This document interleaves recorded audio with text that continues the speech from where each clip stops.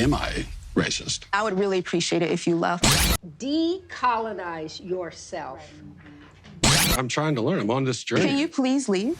I just got back from watching Matt Walsh's Am I Racist? And whether you like him or not, he has got a hit on his hands.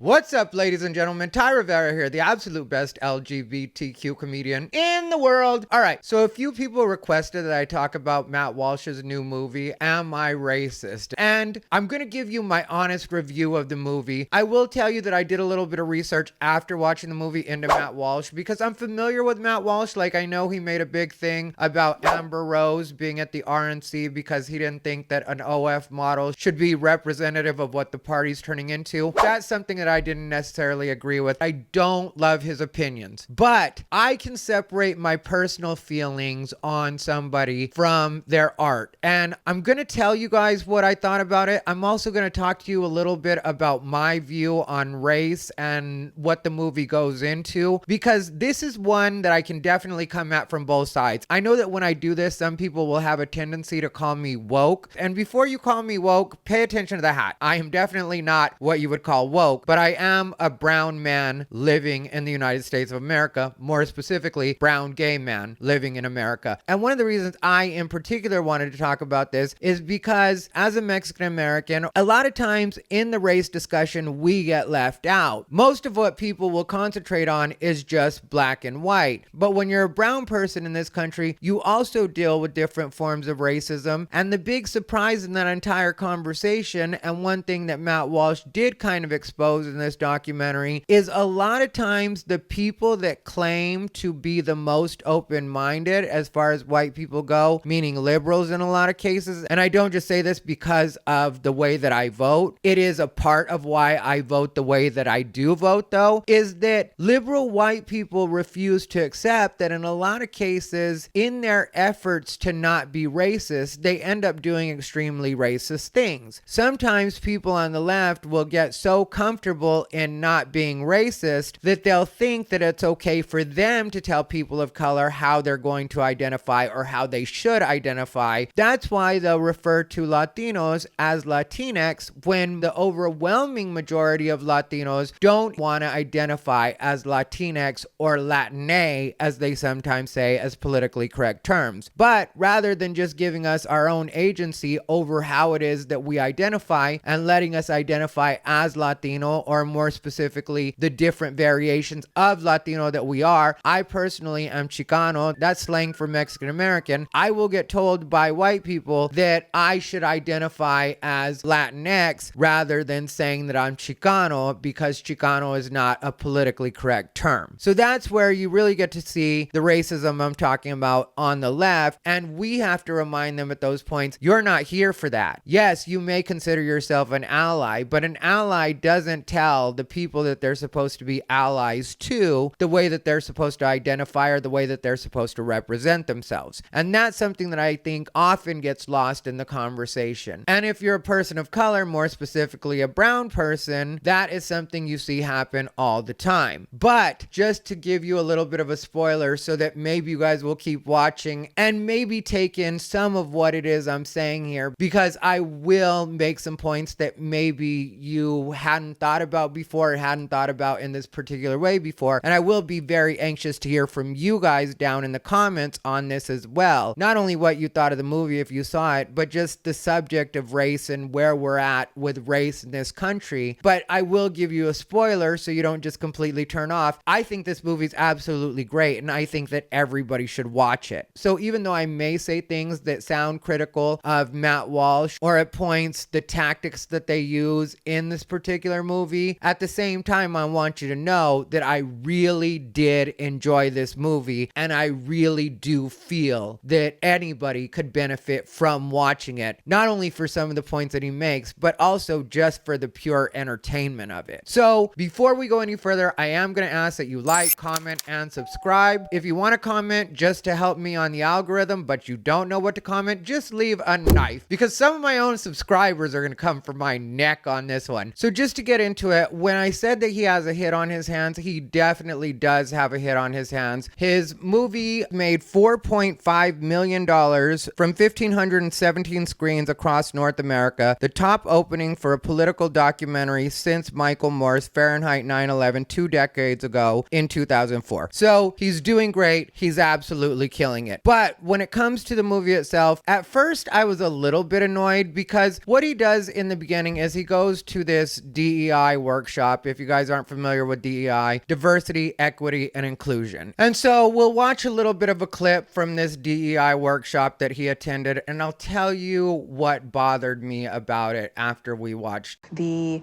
white participants in the group feel that there's something in themselves that they have to overcome, when all that's being requested of you is that you be. Did you want to come up? Come up? Yeah, do you want to come up and share anything? I just want to know that, like, my physical safety and yours and everybody else's here is okay. Why would your physical safety not be okay? I don't feel comfortable. What? Can you guys catch me up to speed on what's going on here? You don't need to be caught up. We're going to be silent. Is it because I said I had 17 black friends? It might have been 15. It depends on how you count them. I would really appreciate it if you left so that the people who actually want to be here and deserve to be here can get what they need. I do want to be Can here. you please leave? I would like it if you left. Phoenix 2514 can transmit on tech 2 with your message. All right, so I ended up finding out that him and his crew had paid $30,000 to be a part of this situation. So at that point, I guess I kind of get why he would behave the way he behaved. And the reason I'm going to go into this part first is because this is the one that got a lot of the press because they ended up calling the police on him. A lady said she didn't feel comfortable. We'll get into that in a second. But it wasn't as simple as him just showing up and trying to be as chill as possible. And then they went ahead and kicked him out. What happened was he walked in as Matt Walsh. They didn't recognize him right away. And during the different exercises that they showed where they were asked to talk about different things or share their experiences on certain things, you could tell he wasn't taking it seriously and was just trying to give kind of class clown energy. So he walks in late, which already, if you're trying to be serious about something, you don't come in late. And they're already starting this like meditation. And when he got asked something very basic like what his pronouns were, I hate that bullshit too. But I also, if I were there, would play along because this is an exercise that I chose to participate in. And then at a point, he also interrupted a woman, and that kind of contributes to why he got kicked out, because once he was done speaking and then another woman starts speaking, then he interrupted her because like, oh yeah, I remembered I wanted to say something. And they were like, yeah, we've moved on. Your part is done. And he interrupted even when that was happening. And it was just sort of like, what are you doing right now? Can you please act like an adult? He pretends to start crying, which that didn't feel the most genuine, which it wasn't. It was him making a joke of it. And then he left for a little while to go to the crying room because he had said he gotten emotional after being disruptive. So while he's in the crying room, they end up looking on their phones and then discover who he is. And then that turns into a thing when he comes back and they ask him to leave because he's still being disruptive. And now they know that he's obviously not one of them and not probably sincere in what he's doing because he's Matt Walsh and he's right wing and definitely not for that. So then they ask him to leave, and then one of the women ended up calling the police. But like I said, he was giving class clown energy in a situation that I don't really think required that, which okay if that's what you're trying to do for the movie, but there were other people in the class and I believe that everybody had paid for the class. Almost everything he does, he shows what the cost of it was. That one, I don't remember him saying what the cost was outside of later on finding out that his crew had spent $30,000 to help facilitate it so that he could be there. But the thing that I want to focus on is there were other people that had decided to attend that workshop. So if I paid my good money to attend a workshop, and who knows why I paid my money to be there, maybe I was trying to just get an idea of what they were talking about and maybe didn't fully buy into the thinking. Whatever reasons different people have for going, your money, Matt Walsh, is not more important than their money. So if I take my time, which is probably more important to a lot of people than the money, then I don't want anybody ruining it because they have this agenda or this thing that they're trying to do. Even if it's for a movie or whatever it is, maybe that's the only weekend I have free to do it, or the only day that I have free to do it, and I really want to check it out. So I thought that was a little bit disrespectful on his side for him to do it that way. And if he was gonna paint this picture, for me, a better way of him painting this picture would have been for him to take it as seriously as possible and then show us what he had learned from that. Because while it may not have made for the trailer that it ended up making, which I'm not going to tell them how to do what they're doing as far as promotion goes, because obviously it's a hit, so they did that part right. But for the viewer and a person that actually wants to see some of these conversations play out, it would have been interesting to see Matt Walsh take it seriously and then interject and maybe even debate in a soft way, because you're not usually going to debate at a DEI workshop, but maybe just to push back a little bit and then get kicked out if you want to. But I just feel like he could have done a better job of playing along for a bit before he actually went into Matt Walsh mode. But I also understand that in order to promote this movie, he needed a few inflammatory clips, so I'm sure that was part of it. Also, I think the person that called the police on him, or the people that called the police on him, were ridiculous as well. And it speaks to a point that they talk about later on when they're at that Race to Dinner, which, if you aren't familiar with Race to Dinner, there are two women that run these dinners where they basically teach white women about racism and kind of the blind spots, I guess you could say, that white women might have for the white women that are interested in learning about being more open and understanding their own maybe ingrained racism, would be a way to put it. Do your own white supremacy dismantling, and then you can start to bring in other people. But one of the things they mentioned in that dinner is that if anybody decides to cry during the dinner while they're talking about race, they ask that that person goes to another room, because in a lot of cases, white women's tears will become the focus if a white woman starts crying in any particular situation or gets emotional, which, if you're a person of color that's maybe of a certain age, you remember when that was actually more of a thing than it is now. Lately, it's become less and less of a thing, and people refer to those women as Karens. But I remember when I was younger, everybody knew that if a white woman started crying, somebody was in trouble. One of the most famous movie depictions of that would have been The Color Purple, when Oprah's character, Miss Sophia, ends up telling Miss Millie, Hell no. when Miss Millie asks Sophia, Would you like to work for me? Be my maid? and then that turns into her going to jail. What did you say to Miss Millie? I said, hell. Which obviously extreme depiction, but something that did used to happen back in the day. So really what I'm trying to get at is that basically is what got Matt Walsh to have the police called on him in that particular situation. Because one of the women said that she didn't feel safe, and that's why she chose to call the police. It was reported on, I believe in the Hollywood Reporter is where they talked about it. The woman said she and another attendee felt so nervous about their safety that they considered throwing a chair through a window. So then you get to the Race to Dinner, which is an Indian woman and a black woman teaching white women in Atlanta about racism that they might have. I used to be a white woman, an unsuccessful one, for many decades, and it was a miserable experience. They said a lot of things during that dinner that I don't agree with as far as what the United States is like. The entire system has to burn, and I'm not going to even use save this country. This country is not worth saving.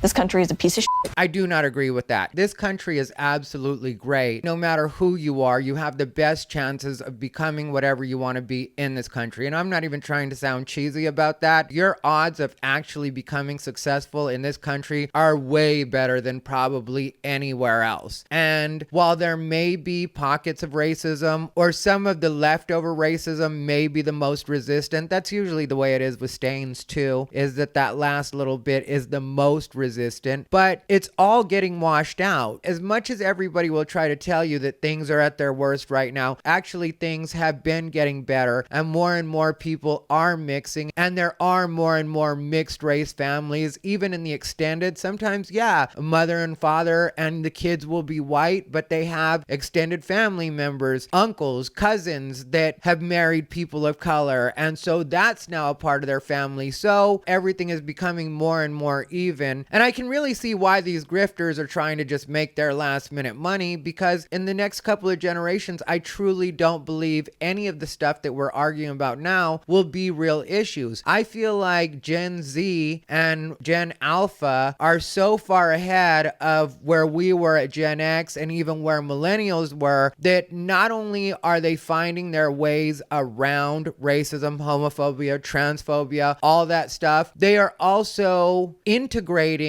more of this into just being part of their regular life and having fun with it, having a sense of humor about it, not being uptight like the millennials were, not being super rigid like Gen X was, because there was in a lot of cases an inflexibility to past generations that really doesn't seem to be carrying over to Gen Z and Gen Alpha. And yeah, some of us may not live to see the full change, but I do see that coming. So the race grifters are really having to make their last minute money right now, because this is kind of their last stand. The same with the true racists. All of that is on its way out. And while some people may think everything's gone to shit or everything's going to shit, I will 100% emphatically repeat, things are better now as far as race goes than they ever have been at any point in my life. Even when it comes to gender, as much as people try to make that the main focus of everything. When I was younger, a black woman, well, an Indian woman, whatever anybody wants to say about Kamala, whatever Janet Jackson wants to say about Kamala, and I think it's pronounced Kamala, I don't know, and I don't care. When people make it seem like that's racist if you mispronounce that name, that is a bullshit name. And if you grew up in the 80s and 90s, you remember Kamala, Ugandan giant from WWF, which is now WWE. You can't even call that what it was anymore, but WWF, which is now WWE. You had Kamala, the Ugandan giant, and so that's the way a lot of us pronounce Kamala, spelled like Kamala spells it. So sorry, Kamala, but you didn't beat Kamala, the Ugandan giant, to the punch, and that's just the way some of us pronounce it, and it ain't changing for you toots. But anyway, Kamala having a chance to be the president would have never happened when I was a kid. Barack Obama even happening. If you had ever told anybody that there was going to be a black president, they would have laughed in your face when I was a kid. That's how different things were. So now the fact that more and more people are having these opportunities, and some people would argue that not enough. Okay, well, the process hasn't gone at light speed, but it has gone at a good enough clip. Even us having gay marriage, like a lot of the things that people claim are such sticking points and we're in such a terrible space, it's like, are we really? Because gay people are getting married, even though people will complain about it. The pride parades are still happening. Gender affirming care is something that people are talking about regularly, which, yeah, I don't agree with gender affirming care for minors, and I'm very much against that, and I hope that that never becomes an actual thing. But as far as gender affirming care for adults goes, that's in a better spot than it's ever been in. So it's really like people try to gaslight you into believing that we're in a terrible place in this country, but we're in a better place than ever. And that's something that I think both sides need to at some point acknowledge. Things are getting better, whether you want to admit it or not. Oh, sorry. Sorry. But Matt Walsh is now disguised as a server, and he keeps interrupting the dinner, which this dinner, each of those women had paid $5,000 to be at. So if I paid $5,000 to be somewhere, and instead of listening to these women talk about whatever it is they want to talk about, even if you think what they're talking about doesn't matter or you vehemently disagree with what it is they're saying, I still don't think it's fair to the people that paid to be there for you to interrupt it, because he kept dropping plates and then he would interject. That's so important. That is so important what you just said.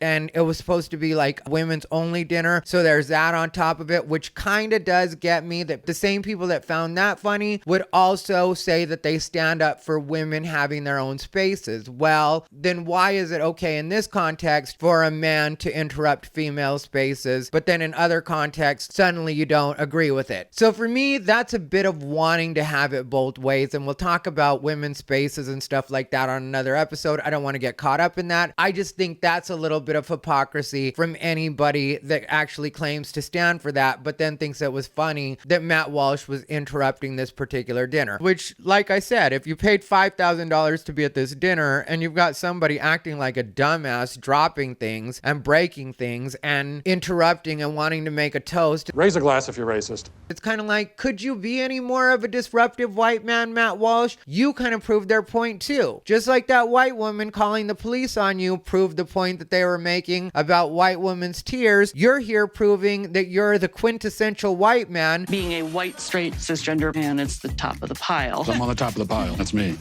By feeling free to interrupt something just because you think it's bullshit. And here's the deal. If you really think it's bullshit, don't be there. Also, I would note that things are a little bit different in Atlanta, Georgia than they are in other spots. And you can say maybe that might not be necessary in other areas, in other cities, but maybe in Atlanta, it would be a little more necessary because I've been to Atlanta quite a bit and people always mention how big the black population is in Atlanta. But one of the sayings you hear when you're in Atlanta is when you're in Atlanta, you're in Atlanta. But once you leave Atlanta, you're in Georgia again. So maybe some of the women that attended that dinner come from some of the surrounding areas, and because they're so used to things being a particular way or things having been a particular way in Georgia, they want to educate themselves when it comes to dealing with black people, which isn't completely out of the realm of possibility for me. They also say something similar in different cities, like when you're in Miami, you're in Miami, but once you leave Miami, you're definitely back in Florida again. They say it in regards to Austin, Texas, which is where I live. And there is something to be said for that when you're in the most liberal or the most diverse cities of particular states that maybe don't have the most diversity in the surrounding areas.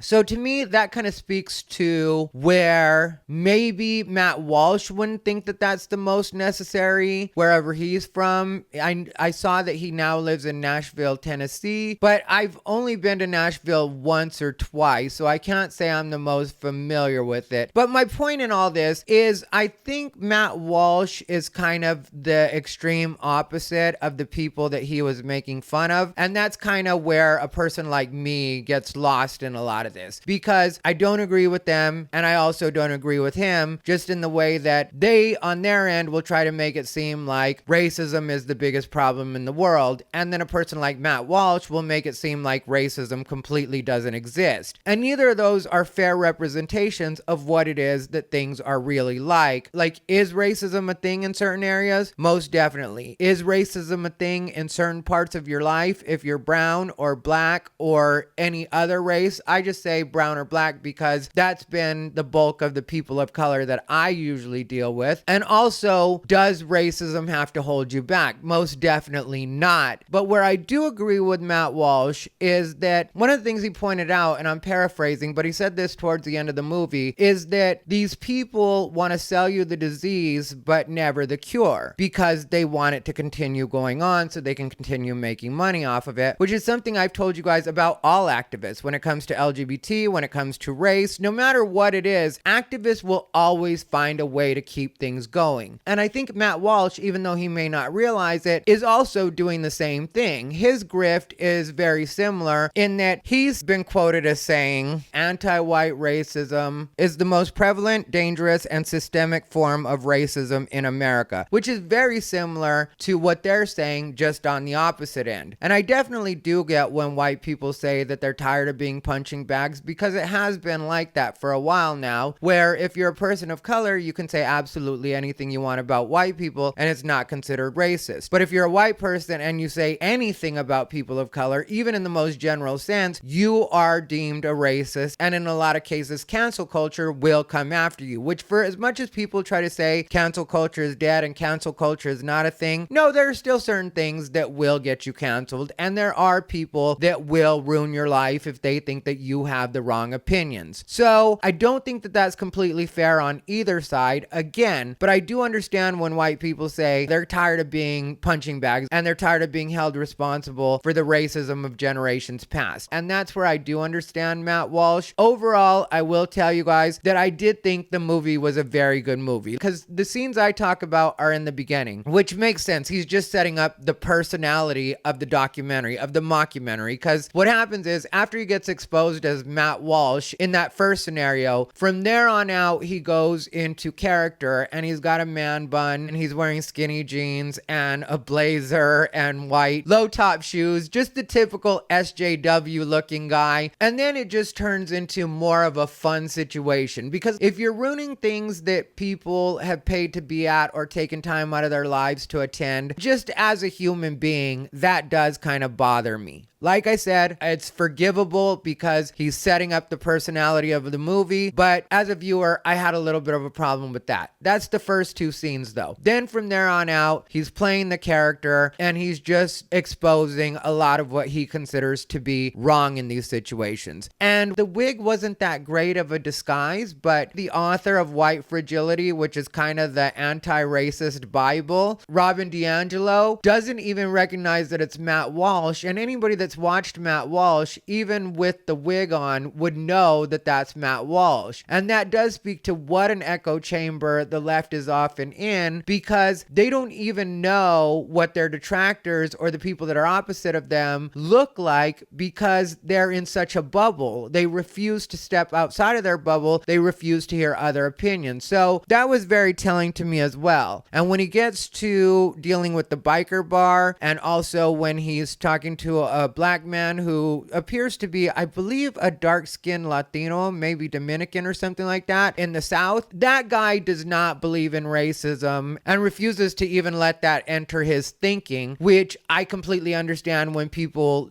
do that, because for some people, it's like, if I don't make this an issue, then it doesn't have to be an issue, which is something this white kid says also during a particular part when Matt Walsh is doing kind of street interview type thing, or just having a conversation with some kids on the street. And I think that that's a lot of what this documentary does bring to light, that I think is very healthy and I think is very important for people to think about, because when he goes into the biker bar, what are you doing to decenter your whiteness? Who's making it the center? Why are they doing that? And then one of the bikers is like, well, why would me being white be the center of my personality? That's a lot of the thinking that I see when I'm traveling throughout the country. And I think that that's a better way for us to go at it, not to completely sweep it under the rug, because when you're hanging out with people of color, if you actually have friends that are people of color, and if you're a person of color hanging out with white people, that's when you can really learn about each other. But you're never going to be able to do that if you just keep focusing on the fact that he's white, so he's different, he's brown, so he's different, he's black, so he's different. No, during the process of being friends, you'll end up figuring out the differences and seeing from hearing about your friend's life experiences, or sometimes even just seeing with your own eyes what it is that people of color sometimes go through. Also, when it comes to people of color dealing with white people, sometimes when you have white friends and you see them constantly getting attacked by certain people of color, you do get like, now I do see what they're talking about when they say anti-white sentiment. And that's where you'll actually learn. Like I said, on this one, I can see both ends, but I think Matt Walsh himself has a little too much of a blind spot and refuses to see it the other way. All he seems to see is the anti-white racism, but never sees the white on people of color racism. And all of the things that I'm thinking about right now really did get triggered, and I don't mean that in the negative way at all, but they did get triggered by watching this particular movie, and that's why I do think that it's important for people to watch it and then think about what your own thoughts are for it. To me, the movie itself is great, but it's less important than what it will actually make you think about. And I don't think that within your own thoughts you should discourage yourself from thinking about absolutely anything. There should be no boundaries in your own thinking about this, because who knows, you may figure out something about yourself where you might be, and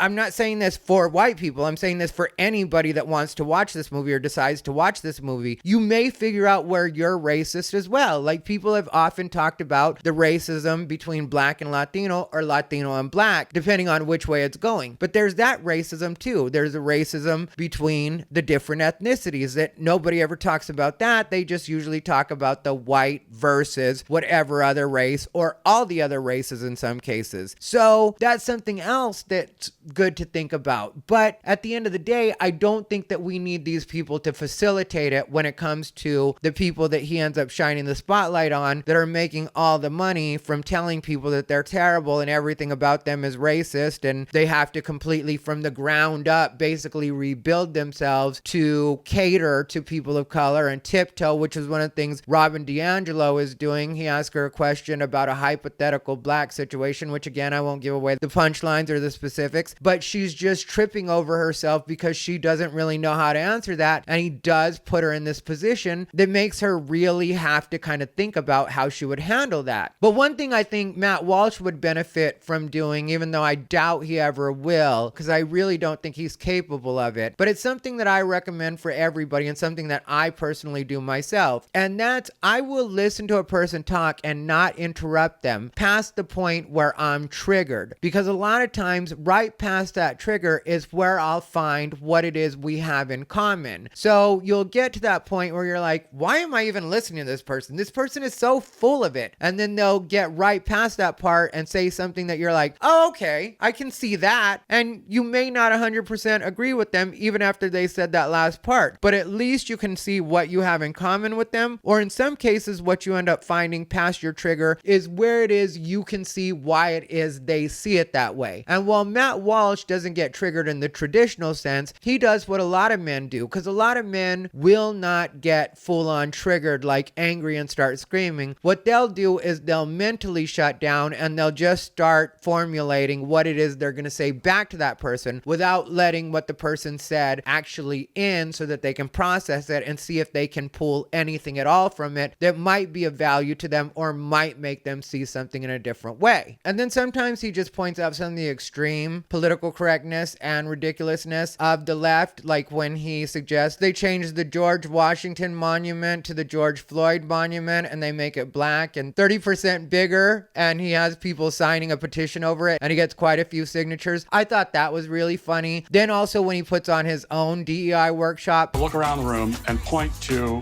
who we believe is the most racist person in the room.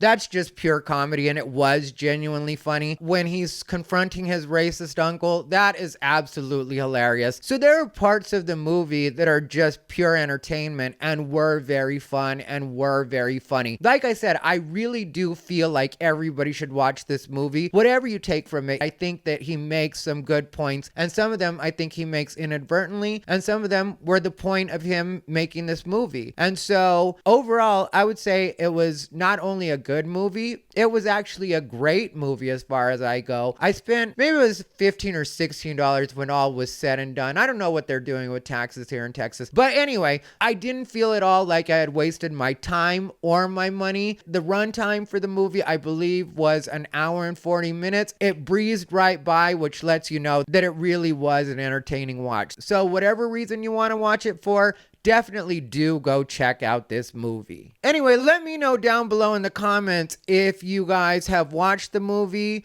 what you guys thought about it. Also, maybe what you thought about my opinions. Either way, I'm open to hearing it. But as always, this has been Ty Rivera, the absolute best LGBTQ comedian in the world.